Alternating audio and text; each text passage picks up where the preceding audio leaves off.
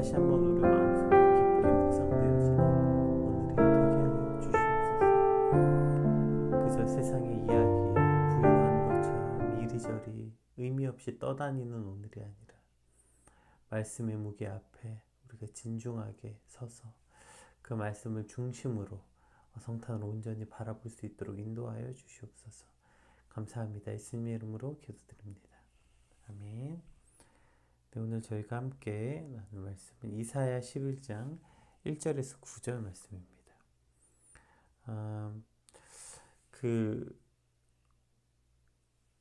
성탄을 앞두고 있으니까요. 아마 오늘하고 내일은 성탄에 관한 말씀으로 본문이 변경되었다가 주일부터 다시 욥기가 시작될 것 같아요. 잘 아시다시피 본문은 제가 정하는 게 아니라 생명의 삶 본문을 그대로 따라가고 있기 때문에 그렇게 됨을 여러분 이해하시면 될 것 같습니다. 우리 이사야 11장 1절에서 9절 함께 읽겠습니다.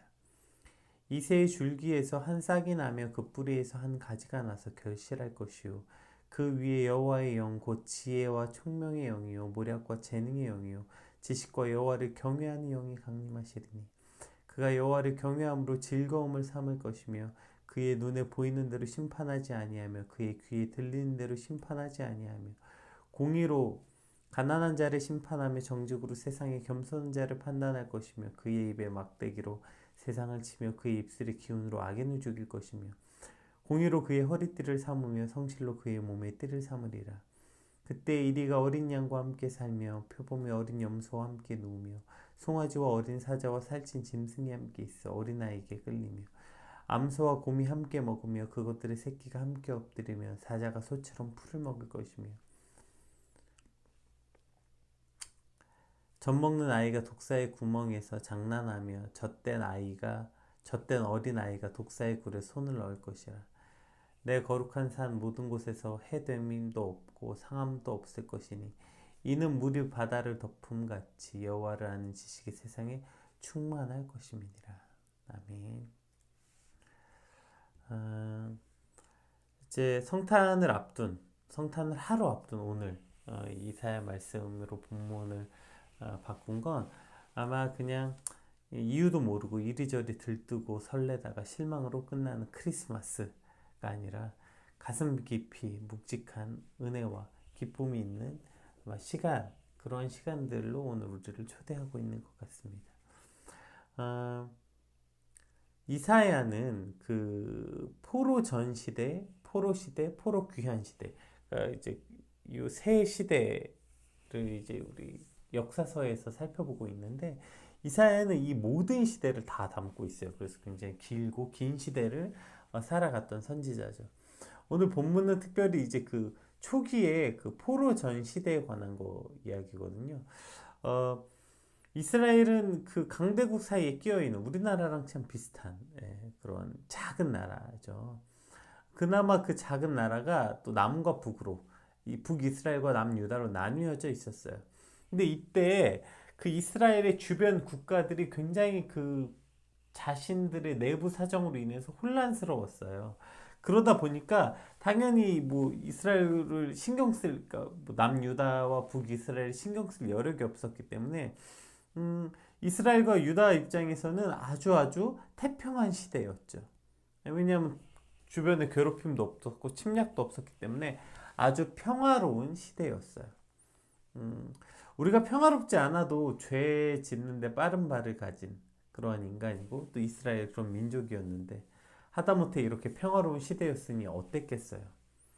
그러니까 참 역설적으로 가장 평화로운 시간이 가장 부패하고 타락한 이스라엘의 삶이었다는 것입니다.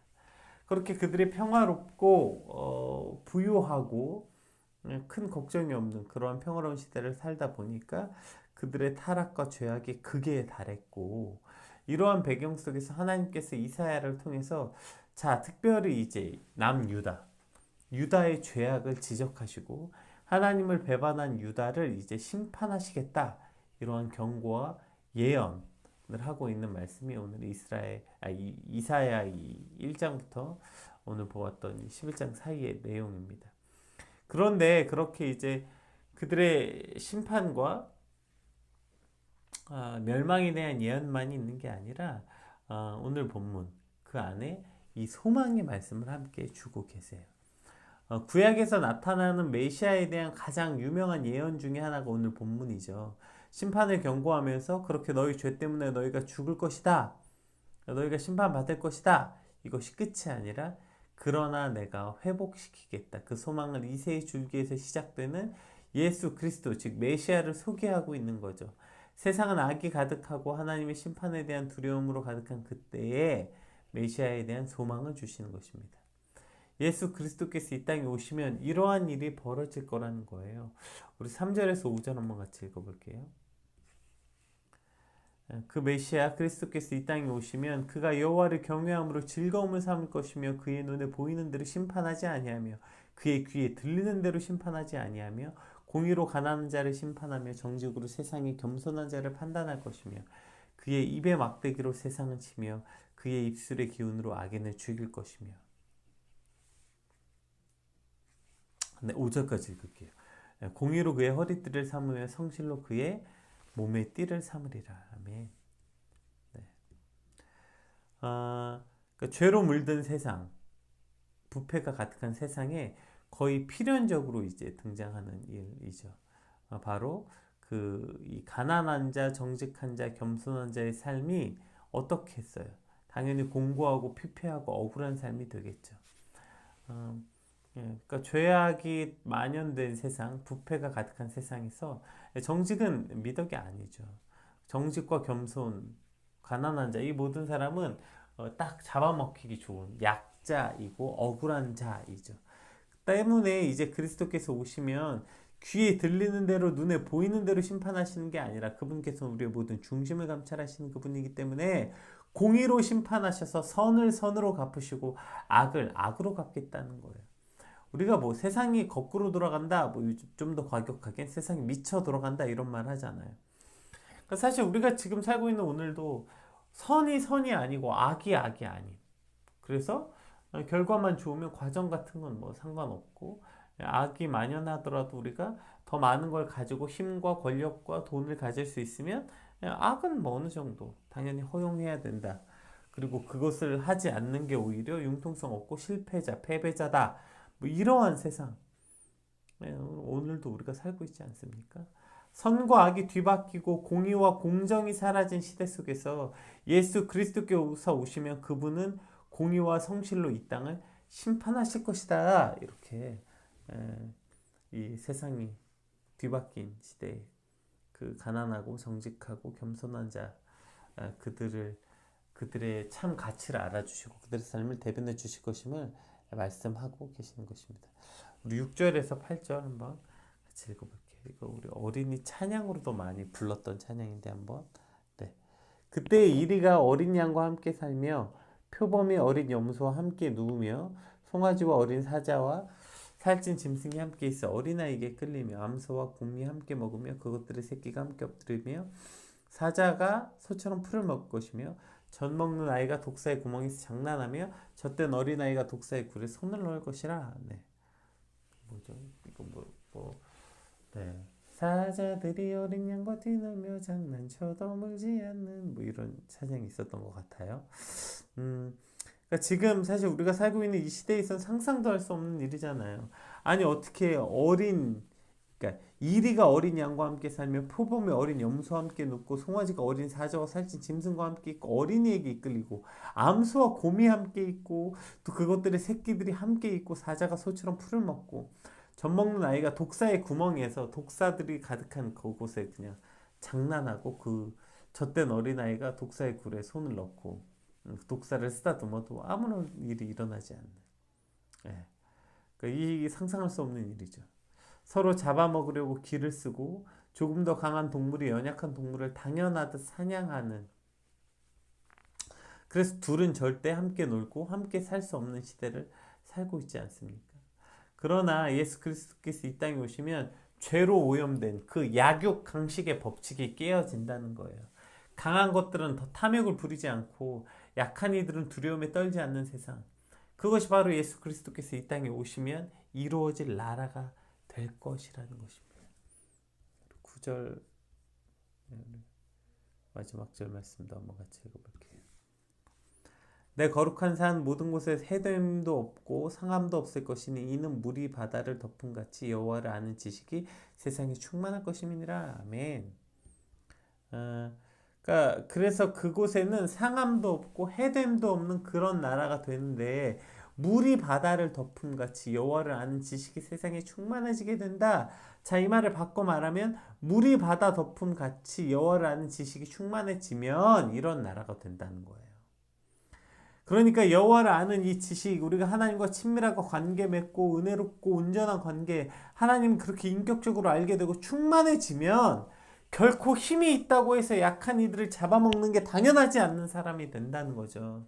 강한 이들은 자신의 강함을 자랑하고 더 많은 것을 차지하려고 탐욕을 부리는 것이 아니라 오히려 나누고 섬기는 삶. 약한 이들은 늘 두려움에 떨고 불안해서 정처 없이 떠다니는 삶이 아니라 그들이 마음 놓고 평안히 그 강한 이들과 장난쳐도 두려워하지 않는 삶. 이러한 삶이 이러한 나라가 된다는 것입니다. 이것은 비단 물론 뭐죠? 앞으로 장차 일어날 일에 대한 이야기이지만 또 오늘을 살아가는 저와 여러분에게도 동일하게 적용되는 지점이죠. 그래서 오늘 우리가 성탄을 기뻐하고 기다리는 것입니다. 뭐 선물 주고받고 캐롤 듣고 그냥 들뜨고 파티하려고가 아니라 절망의 시대의 유일한 소망이 되시며 불의가 가득한 세상에 정의로 심판하시고 약육 강식이 아니라 돌봄과 섬김의 시대를 여실 그분, 바로 예수 그리스도를 우리가 기뻐하고 소망하게 되는 것이죠. 왜 기쁜지도 모르고 누굴 위해 선물을 준비한지도 모르고 누구 생일 파티인지도 모르고 그냥 와서 앉아 있어서 그냥 기쁨에 몸을 맡기는 오늘이 아니라 헛된 것에 마음을 쓰지 않고 이유도 모르는 어리석은 설렘에 기뻐하지 않고 우리의 기쁨의 근원이 무엇인지 기억하고 예수 그리스도를 갈망함으로 오늘을 살아가는 저와 여러분이 되길 축복합니다. 우리 특별히 오늘 본문에서 가장 많이 유명한 말씀, 많이 인용되는 우리 1절 말씀 한번 같이 살펴볼게요. 우리 1절을 통해서 이 전체의 말씀을 관통하는 의미가 무엇인지 다시 한번 살펴보겠습니다. 이새의 줄기에서 한 싹이 나며 그 뿌리에서 한 가지가 나서 결실할 것이요. 아주 유명한 말씀이죠. 예수님을 이새의 줄기에서 한 싹이 난다고 표현하고 있어요.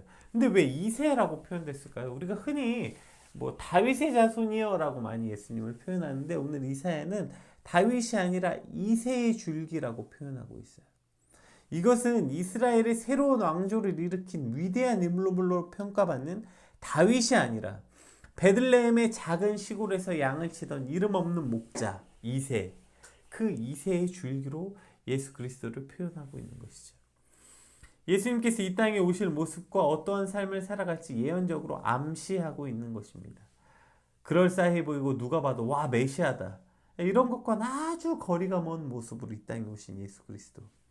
말 구유에서 태어나시고 가난하고 힘없고 연약한 자들과 함께 하시다가 십자가에 달려 죽으신 예수 그리스도의 삶과 정확하게 일치된 예언이죠.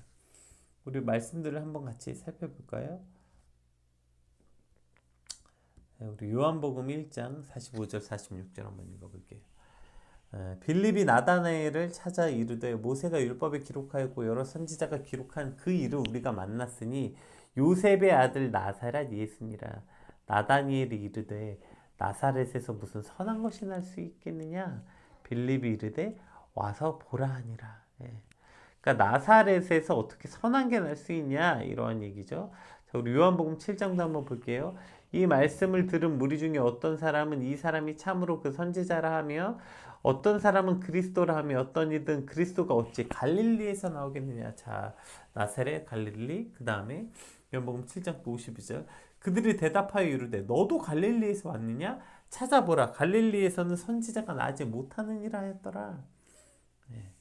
이 갈릴리 지방 우리가 흔히 베들레헴 그 나사렛이라고 불리는 이 모든 지역들이 굉장히 그 이스라엘의 변두리 같은 지역이었던 거죠. 사실 구약에서 이미 여러 선지자가 갈릴리 출신이었음에도 불구하고 이렇게 사람들이 말하는 건 그만큼 갈릴리는 나사렛은 힘없고 소외받은 지역, 변두리에 가난하고 힘없는 사람들이 모여 사는 곳, 그곳에서 무슨 그리스도가 나고 그곳에서 무슨 선지자가 나겠냐는 거예요. 예. 이방 땅에 붙어 있어서 변방으로 불리고, 그래서 힘없고 가난한 사람들이 모여 사는 곳, 그곳에서 예수 그리스도의 나심이 시작되었고, 예수님은 그곳에서 자라셨고, 심지어 그곳에서 제자들을 부르셨고, 예루살렘에 입성하기 전 대부분의 모든 사역들을 바로 이 갈릴리 지역을 사역하셨어요. 그래서 사람들이 예수님을 성경에서 성경 아주 많은 곳에 나사렛 예수라고 불렀죠. 이것은 조롱의 의미였지만, 그러나 이것이 바로 예수 그리스도의 정체성과도 아주 밀접했던 것이죠. 즉 예수님께서는 이 땅에 힘있고 능력 있는 사람을 고치고 그들과 함께하러 오신 것이 아니라, 예수님의 사역은 처음 예수님이 나신 것부터 사역했던 모든 순간 가난하고 소외받은 사람들을 위해서 이 땅에 오셨고, 그들과 함께 자라시고 그들과 함께 먹고 마시며 그들을 고치시는 것으로 사역하셨다는 사실을 우리가 반드시 기억해야 됩니다. 우리 마가복음 2장 말씀 한번 같이 살펴볼까요? 마가복음 2장 16, 17절 말씀. 바리새인의 서기관들이 예수께서 죄인 및 세리들과 함께 잡수시는 것을 보시고 그의 제자들에게 이르되 어찌하여 세리 및 죄인들과 함께 먹는가? 예수께서 들으시고 그들에게 이르시되 건강한 자에게는 의인이 쓸데없고 병든 자에게라야 쓸데가 있느니라. 나는 의인을 부르러 온 것이 아니라 죄인을 부르러 왔노라 하시니라. 아멘. 이것이 바로 예수 그리스도의 정체성이라는 것이죠. 많은 사람들이 예수님을 만왕의 왕 메시아신데 왜 그런 곳으로 오셨냐고, 왜 그런 곳에 계시냐고 물어볼 때 이것이 예수님의 답이에요. 나는 병든 자, 죄인을 부르러 왔다. 이것이 바로 이 땅에 예수 그리스도께서 오신 이유와 목적, 즉 다윗의 뿌리에서 오신 것이 아니라 이새의 줄기에서 오신 이유인 것이죠. 그래서 오늘 우리는 예수님의 나심, 성탄을 기뻐하고 소망하는 것입니다.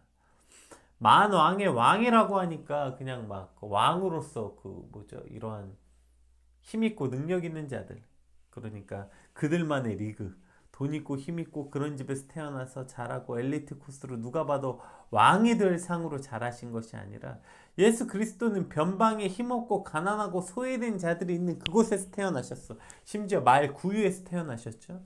그리고 그곳에 예수님의 탄생이 예고되었다고요. 그곳에서 자라고 대부분을 그곳에서 사역하셨어요. 그리고 그렇게 가난하고 힘없고 소외된 이들과 함께 먹고 자라신 그분께서 바로 오늘 저와 여러분의 구주가 되어주신 것입니다. 그래서 성탄이 오늘 우리에게 의미가 있는 거예요. 힘있고 돈 있고 아프고 아픈 데도 없고 건강하고, 그러면 예수님이 필요 없겠죠. 그런데 예수님이 이 땅에 오심이 뭐 그렇게 기쁘겠어요. 아니 이 땅에 힘 있고 돈 있고 아픈 데도 없고 매일매일이 나는 이 땅에 모자란 게 없는 사람, 그런 사람이 메시아를 왜 기다리겠어요? 예수 그리스도가 왜 기다리겠어요? 오히려 나는 너무너무 행복한데, 난 매일매일 너무 기쁜데, 그런데 뭔가 나의 일상을 깨는, 오히려 예수님은 그들에게 방해자이고, 기쁨이 아니었죠. 그래서 많은 바리새인들이, 서기관들이, 유대 장로들이 예수님을 미워했던 것이죠. 그러나 힘없고 가난하고 소망이 없고 고통과 절망 가운데 있는 모든 이들에게 예수 그리스도의 나심은 바로 그들의 소망이고 기쁨인 것이었던 것입니다. 우리의 연약함과 가난함과 아픔을 이해하시고 치료하시고 그러한 우리와 함께 하시기 위해 이 땅에 오신 예수님, 그분이 바로 나의 예수님이시기 때문에 우리가 성탄을 기뻐하고 기다리는 것이죠. 이러한 것은 오늘 또 그 줄기라는 표현에서 등장하는데요. 줄기라고 표현되어 있는 이 단어가 깨자으라는 단어인데, 이것은 나무의 줄기를 말하는 게 아니라 원어는 나무를 자르고 나면 그 밑둥이 남잖아요. 우리 그걸 나무의 밑둥, 그루터기라고 말하죠. 이것을 의미하는 단어입니다. 그래서 공동번역에서는 오늘 이사야 11장 1절을 이렇게 말했어요. 이새의 그루터기에서 햇순이 나오고 그 뿌리에서 새싹이 돋아난다. 이렇게 번역했습니다. 그러니까 그 아름답고 크고 대단했던 나무가 베어지고 나면 그저 그 나무의 밑둥만 남은 상황, 생명의 기운을 조금도 찾아볼 수 없는 비참한 형편, 끝나버린 상황, 절망적인 상황, 그러한 절망 가운데 메시아가 오신다는 거예요. 찍히고 잘려 말라 비틀어진 나무 밑둥에서, 그곳에서 새싹이 트면서 메시아가 오신다는 것이죠. 따라서 그러한 이들에게 예수님이 기쁨이 되는 거죠. 아, 생명이 끝났나? 이제 모든 소망이 끝났나? 회생이 불가능한 바로 그때에 예수 그리스도께서 오신 것입니다. 다 잘려 밑둥만 남은 인생이 오셔서 그곳에 다시 싹을 틔우시고 생명을 주신 예수 그리스도. 네, 자꾸 서버가 끊어지는 이유를 모르겠네요. 네, 논란들이요. 죄송합니다. 우리 연결해서 같이 말씀 보겠습니다. 메시아께서 이 땅에 오신 것은 그루터기 나무 밑둥으로 오셨다. 이것이 바로 이러한 의미라는 것입니다. 생명이 끝났나? 이제 모든 소망이 끝났나? 회생 불가능한 바로 그때에 바로 예수 그리스도께서 이 땅에 오셨다는 것입니다. 다 잘려 이제 밑둥만 남은 그러한 인생에 오셔서 다시 싹을 틔우시고 생명을 주시는 예수 그리스도. 절망적이면 정말 절망적일수록 그래서 우리는 예수 그리스도를 꿈꾸고 소망하게 되는 것이죠. 예. 좀 안타까운 것은 요즘에 그 성탄 느낌이 좀 많이 안 나는 것 같아요. 그래가지고 이제 트리도 많이 안 하고 캐롤도 예전에 비하면 그 막 흘러나오지 않은 것 같아요. 그게 이제 시대적 상황을 반영하는 건데 뭐 악해져서 그럴 수도 있지만 이제 많이 힘든 상황이 반영되는 거죠. 코로나 속에 두 번째 맞이하는 성탄은 그냥 마냥 기쁘고 즐겁지만은 않은 거죠. 오히려 상대적 빈곤, 그래서 더 절망적이고 비참함을 많이 느끼는 시대적 상황이 반영되어서 그래서 이제 성탄에 대해서 아유 지금 뭐 기뻐하냐 뭐 성탄节뭐 대수냐 이렇게 넘어가는 그런 안타까운 상황을 보게 되는 거예요. 그런데 이러한 절망과 어두움이 가득한 성탄을 보내는 이때야말로 역설적으로 그래서 예수 그리스도께서 이 땅에 나심이 가장 빛나고 의미 있는 성탄이 되는 것입니다. 예수님은 그루터기에서 오신 분이기 때문이죠. 그루터기에서 생명을 틔우신 분이시기 때문인 것입니다. 절망 속의 유일한 소망으로 깊은 어두움의 빛으로 오신 예수 그리스도이기 때문이죠. 참 많은 이들이 소망을 잃어버린 이 시대에 끝나지 않을 것 같은 절망이 찾아온 이 시대에 내 인생은 이제 끝났다. 이제 망했다. 이렇게 말하는 그곳에 예수 그리스도께서 오셔서 새 생명을 틔우시고 절망 가운데 있는 이들에게 빛을 빛을 선물로 주시는 바로 그분이기 때문에 우리가 오늘 메시아를 기뻐하는 것입니다. 우리가 정말 예수 그리스도를 소망으로 다시 생명이 싹 트이는 그러한 성탄이 되길 소망하고 그래서 오늘을 기다리는 시간이 되었으면 좋겠습니다. 우리 2절 말씀 한번 같이 살펴볼게요. 2절 그 위에 여호와의 영 곧 지혜의 총명의 영이요 모략과 재능의 영이요 지식과 여호와를 경외하는 영이 강림하시리니 이렇게 되어 있습니다. 그러니까 오늘 아까 본문에 쭉 살펴봤던 내용을 이제 구체적으로 다시 보는 것뿐이에요. 그러니까 다시 한번 오늘 우리가 무엇을 해야 되는지 알게 되는 거죠. 오늘은 성탄절 하루 앞둔 이제 우리가 흔히 크리스마스 이브라고 불리는 날입니다. 성령을 갈망하고 소망하는 것 이것이 오늘 우리가 해야 되는 일이라는 거예요. 오늘 내 삶에 하나님의 영으로 가득 차기를 소망하는 것 그때 나의 삶이 우리 가정이 하나님의 참 평화가 임하게 된다는 것입니다. 헛된 소망에 바람들지 말고 성탄절 분위기가 안 나서 비참한 게 아니라 선물을 못 받아서 비참한 게 아니라 그냥 다른 사람들은 뭐 그렇게 특별하고 떠들썩하게 뭔가 성탄을 다 따뜻하고 행복하게 보내는 것 같은데 나만 그러한 특별한 이벤트가 없어서 고통스러운 게 아니라 오늘 우리가 진짜 고통스러워야 되는 건 내 속에 성령 여호와의 영이 없다는 것으로 참담함을 느끼고 우리 가정에 정말 여호와의 영 지혜와 총명의 영, 모략과 재능의 영, 그 지식과 여호와를 경외하는 영, 그 영이 있는가? 그 영이 계시면 여러분 그냥 아무것도 오늘 안 하더라도 오늘 크리스마스 이브는 이미 충분하고 충만한 시간들이 될 것입니다. 오늘 우리가 무엇을 소망하고 바라야 합니까? 오늘 왜 우리가 성탄을 기다리고 기뻐해야 되는 것입니까?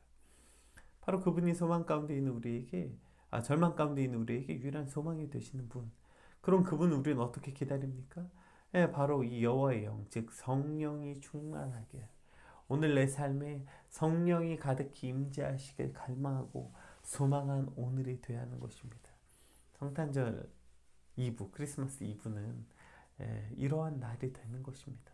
뭐 대단한 이벤트를 기획하고 이벤트가 있어야 되는 날이 아니라 성령을 기다리고 성령으로 충만하게 갈망하고 소망하는 오늘이 되길 주님의 이름으로 축복합니다. 물이 바다 덮음같이 여호와를 아는 지식이 세상에 충만한 오늘 여호와를 아는 지식이 나와 나의 가정에 충만하게 된 오늘, 그러한 크리스마스 이브가 되시길 주님의 이름으로 축복합니다. 우리 받은 말씀 놓고 함께 기도합시다. 하나님, 어두우면 어두울수록 빛은 더 밝게 빛납니다. 어려운 크리스마스를 맞이합니다. 주님, 그럴 때일수록 역설적으로 우리의 유일한 소망이신 예수 그리스도가 더욱더 갈망되고 빛나는 성탄이 되게 하시고, 그 성탄을 기다리는 오늘 나에게 주님 성령의 충만함을 주의 영으로 가득한 하루가 되게 하여 주시옵소서. 우리 같이 받은 말씀 놓고 기도하겠습니다. 기도합시다.